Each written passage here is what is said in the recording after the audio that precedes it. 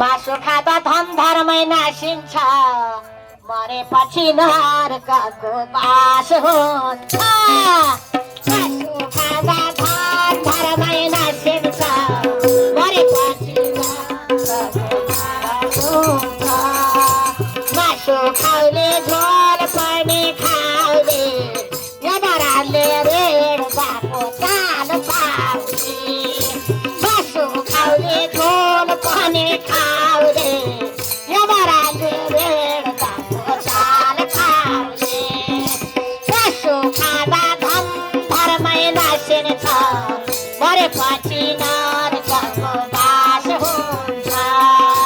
मासु खाँदा धन धर्मै नासिन्छ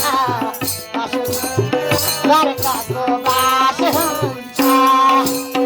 काटमा र जाँडा रौसी जहाँ हुन्छ भाइ काटमा र जाँडा रौसी जहाँ हुन्छ भाइ देवी देउता सबै भाग्छन् भूत बस्छन् आए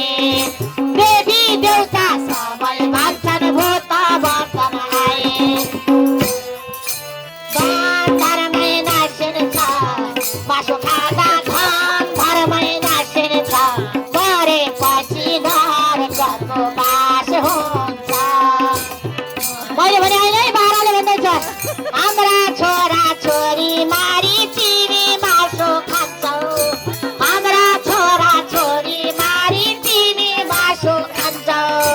तिम्रा छोरा छोरी मर्दा कति पिर मान्छौ मैले त छोरा छोरी माग्छ थाहा छैन है तपाईँलाई थाहा होला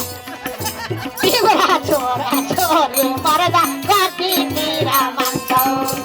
मासु खाँदा धन धर्मै नासिन्छ मासु खाँदा धन धर्मै नासिन्छ मरेपछि नरकको बास हुन्छ सागा अन्न खाए दुध खाए हुँदैन र सागा अन्न खाए दुध खाए हुँदैन र खानै पर्छ मासु भन्ने कुन शास्त्रमा छ र खानै पर्छ मासु भन्ने कुन शास्त्रमा छ र यो जगतले केही पनि जानेन यो संसारले केही पनि जानेन नमर पशु भन्दाले मानेन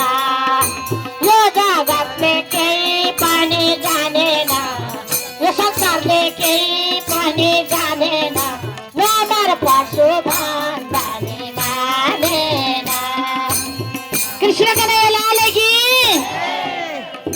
हजुरहरूले खाने गरे त छैन होला खाने गरे भए खानु हुँदैन है प्रणाम नर्थ नजानुहोस् परम धाम जानुहोस् प्रणाम